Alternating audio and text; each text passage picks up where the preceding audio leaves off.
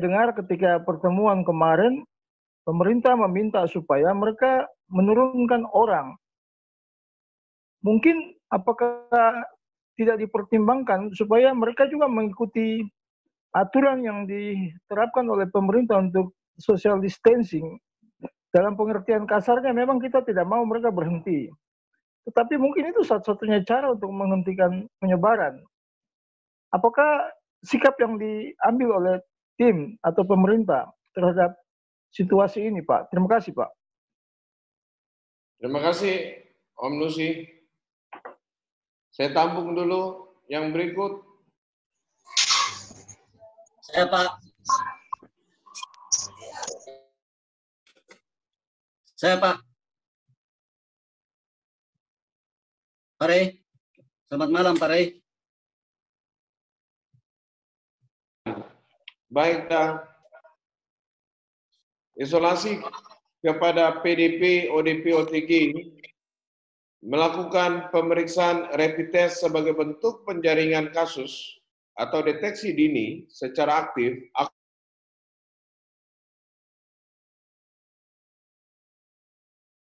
ada mitigasi.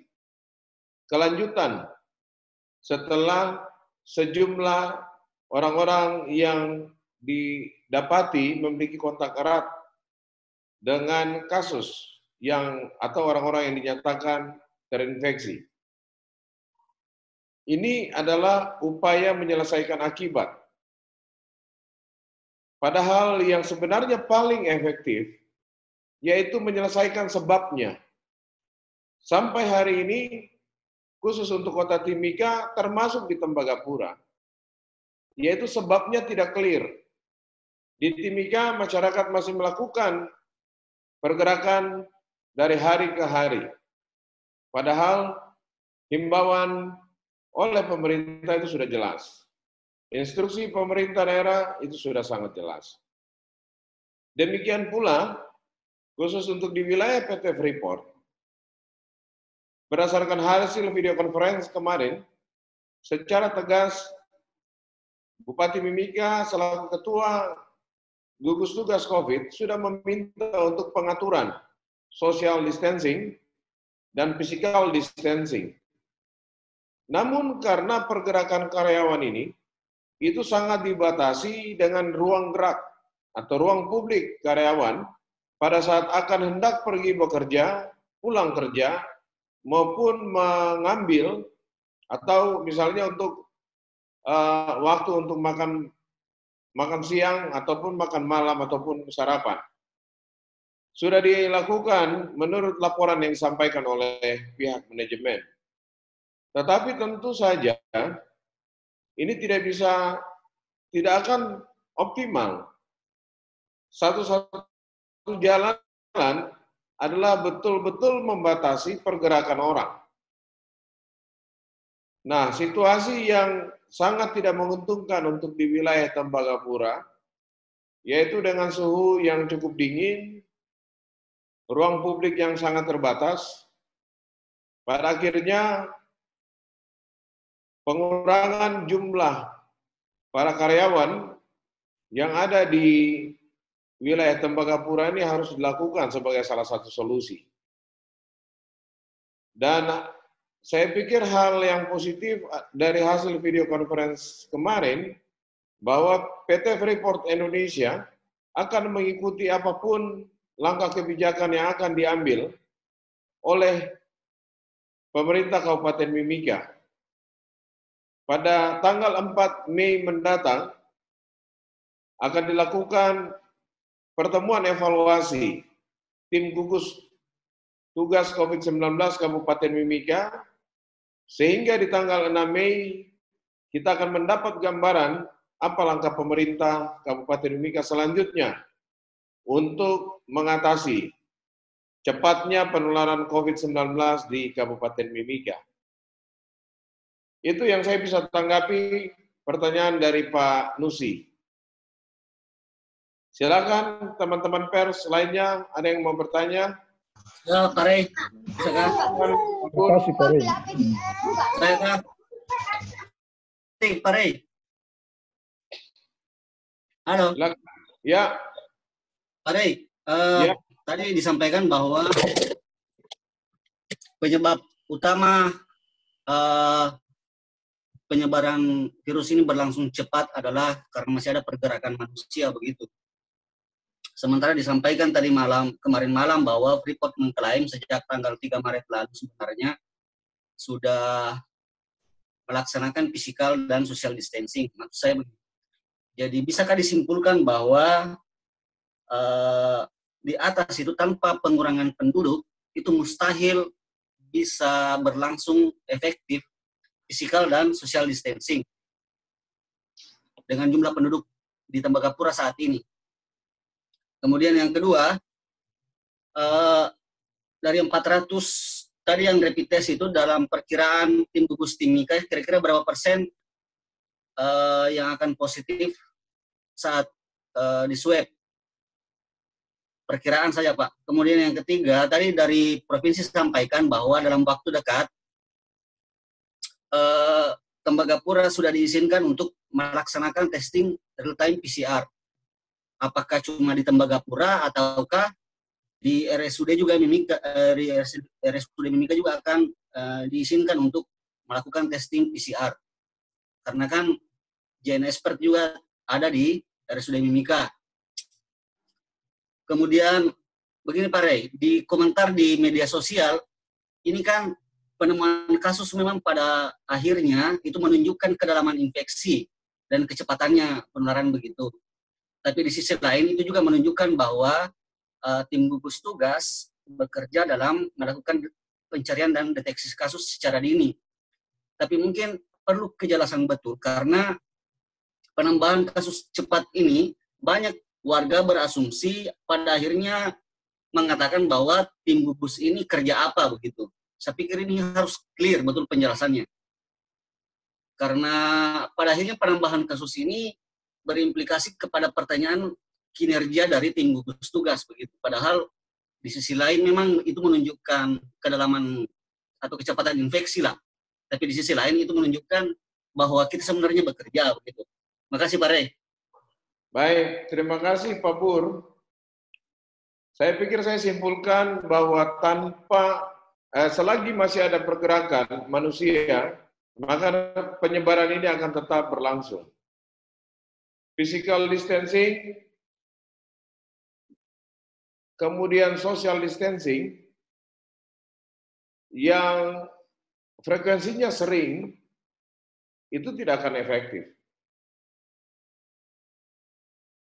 Social distancing dan physical distancing itu adalah alternatif ketika orang tidak bisa ada di dalam rumah.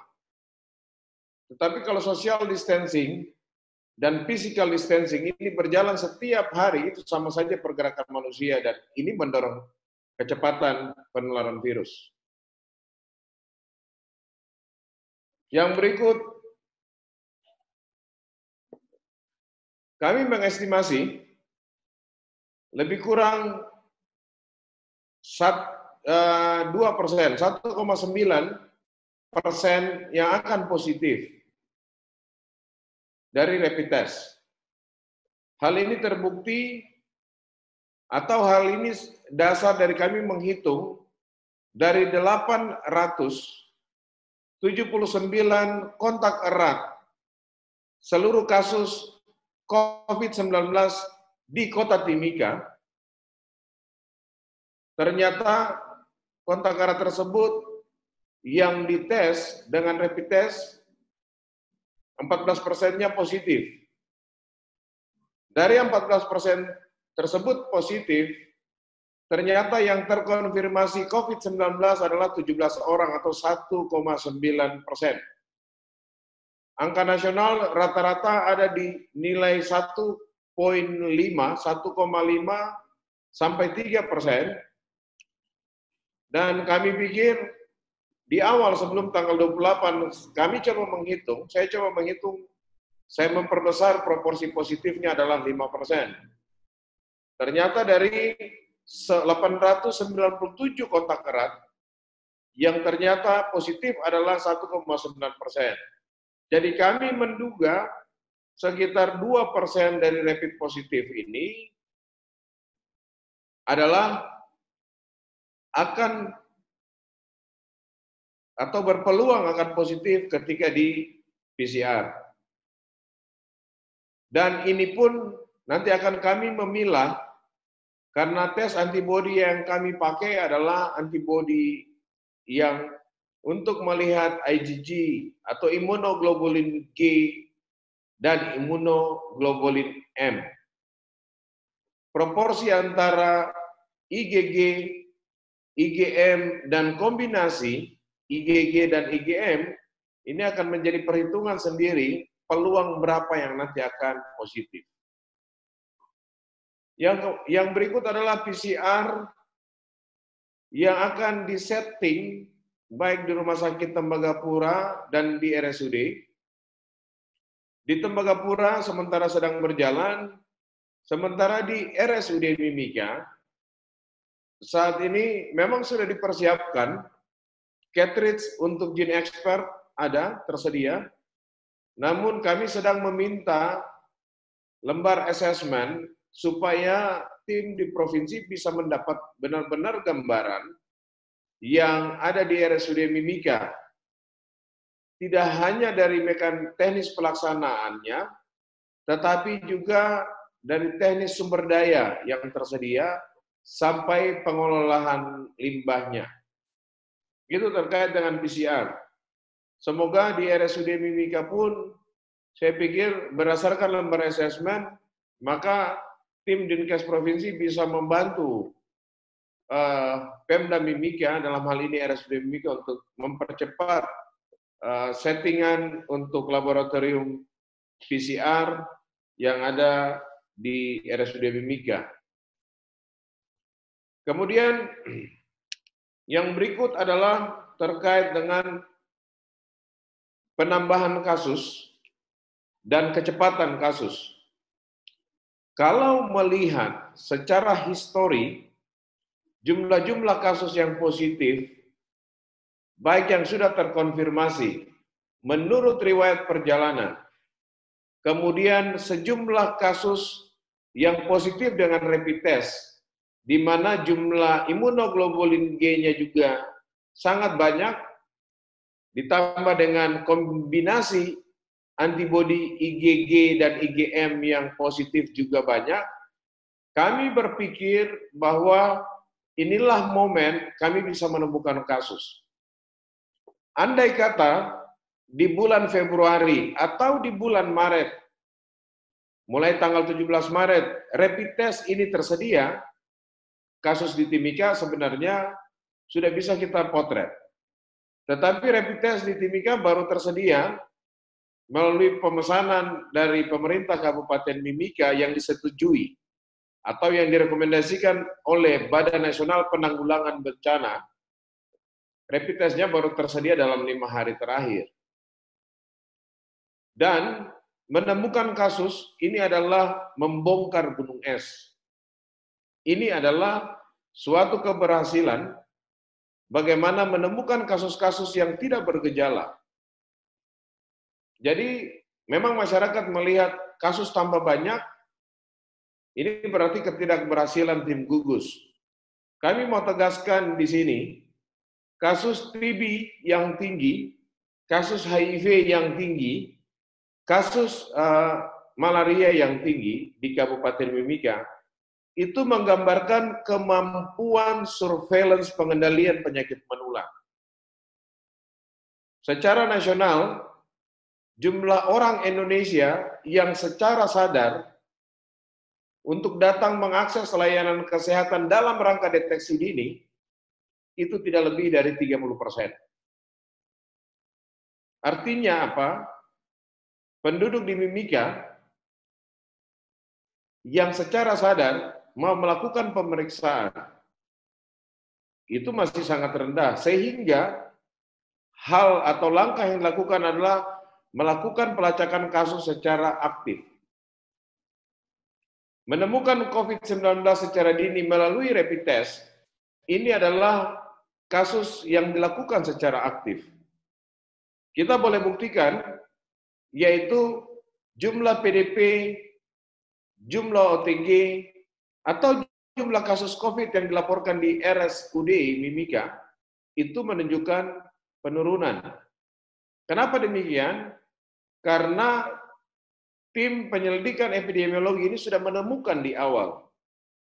Menemukan di awal ini memberikan gambaran bahwa selanjutnya penanganan untuk isolasi, penanganan untuk melanjutkan pemeriksaan konfirmasi PCR, dan persiapan sumber daya kesehatan di rumah sakit, ini harus betul-betul bisa dipersiapkan. Tidak seperti di bulan Maret, ketika kasus langsung ditemukan di rumah sakit, kemudian dengan sumber daya yang terbatas saat itu, mau tidak mau, suka tidak suka, kita men-tracing kontak-kontak erat. Kami bersyukur bahwa dari sejumlah kasus, mulai dari kasus pertama sampai kasus hari ini, sudah lebih dari 300 orang kontak erat dekat yang dinyatakan sembuh. Nah, yang hari ini kami lakukan, ini adalah menyelesaikan akibat. Untuk menyelesaikan sebab, supaya kasus jangan banyak, kuncinya ada di masyarakat, yaitu tetap tinggal di rumah. Masyarakat boleh melihat kasus ini meningkat akibat kegagalan. Saya mau sampaikan, tidak, inilah keberhasilan menangkap kasus yang tidak bergejala. Hari ini sudah terbukti banyak orang yang tidak punya gejala apapun, baik dia di sektor pemerintah, di sektor kepolisian, di fasilitas kesehatan, ternyata banyak yang positif. Dan kalau kami telusuri riwayat perjalanannya dalam 1-2 bulan terakhir, sebenarnya paparan ini sudah terjadi itu di bulan-bulan sekitar bulan Februari. Atau selambat-lambatnya di pertengahan Maret. Namun kami baru temukan di akhir April dan awal Mei. Jadi yang hari ini sedang kami lakukan adalah menyelesaikan akibat. Yang tentu saja diharapkan tidak terjadi meningkatnya angka kesakitan, terutama angka kematian jangan sampai meningkat. Kunci hari ini ada di masyarakat, yaitu stop bergerak, stop melakukan mobilisasi, tetap tinggal di rumah. Saya pikir begitu, Pak Bur. Malam, Pak Ri. Malam, Mas Ani. Pak Ri.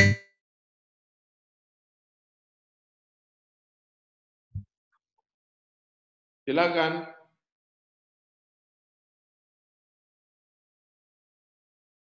Malam, Pak Ri. Malam. Pak Ri, mau tanya ini, saya lihat datanya yang dari Tembagapura ini, rentang umurnya itu memang umur-umur produktif. Tapi saya lihat ini ada yang umur sampai 60 dan 68 tahun. Betul. Ini saya mau tanyakan, apakah yang di Tembagapura itu yang positif itu apakah semuanya karyawan? Maksudnya dalam artian karyawan apapun, Freeport atau ini, ataukah hanya ada keluarga yang kena, Pak Ray? Maksudnya keluarga karyawan yang tinggal di sana, begitu. Terus mungkin apakah yang terkena itu juga hanya karyawan saja, orang Indonesia saja, atau sudah campuran, Pak Ray, yang di Tembagapura? Terima kasih, Pak Ray. Baik. Saya belum bisa pastikan apakah yang terkena atau yang terinfeksi COVID-19 ini hanya karyawan atau juga termasuk keluarga, seperti yang di Kabupaten Mimika. Bisa saja satu keluarga, dari satu kasus kami tracing, kemudian ketemulah orang-orang dalam rumah, sehingga dari pola penularan secara komunal, kemudian dia bergeser menjadi pola penularan dari orang ke orang di dalam rumah.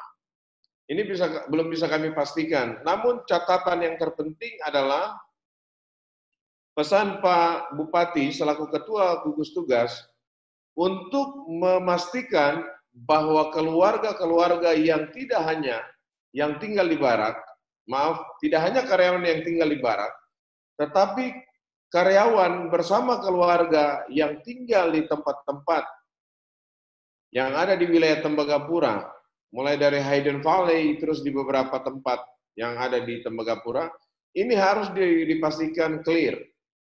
Tidak boleh ada yang terinfeksi, dan ini wajib dilaporkan kepada tim gugus tugas Kabupaten Mimika. Itu yang pertama. Yang kedua, terkait dengan kelompok umur. Kita tahu bersama bahwa penyakit tidak menular secara nasional ini masuk dalam salah satu masalah kesehatan di kabupaten di Indonesia. Termasuk kita di Kabupaten Mimika. Hipertensi, penyakit jantung, penyakit ginjal, gangguan ginjal. Nah, oleh karena itu, salah satu langkah yang dilakukan oleh manajemen PT Freeport, karena penyakit-penyakit tidak menular ini memiliki hubungan yang sangat kuat, terutama pada kelompok usia di atas 50 tahun, maka langkah yang dilakukan oleh manajemen PT Freeport, yaitu memberikan kesempatan untuk para karyawannya yang berusia di atas 50 tahun, kemudian mereka yang mungkin usia lebih muda, kurang dari 50 tahun, tetapi memiliki riwayat penyakit tidak menular, seperti diabetes ataupun gangguan jantung, maka akan diberikan kesempatan untuk kembali ke rumah untuk bisa beristirahat, karena bagaimanapun sudah bisa diprediksi bahwa jika para karyawan ini tetap berada di lokasi Tembagapura, maka mereka akan rentan untuk sakit dan akan lebih parah karena penyakit komorbidnya yang sedang diderita oleh orang tersebut. Kami pikir begitu, Mas Ani.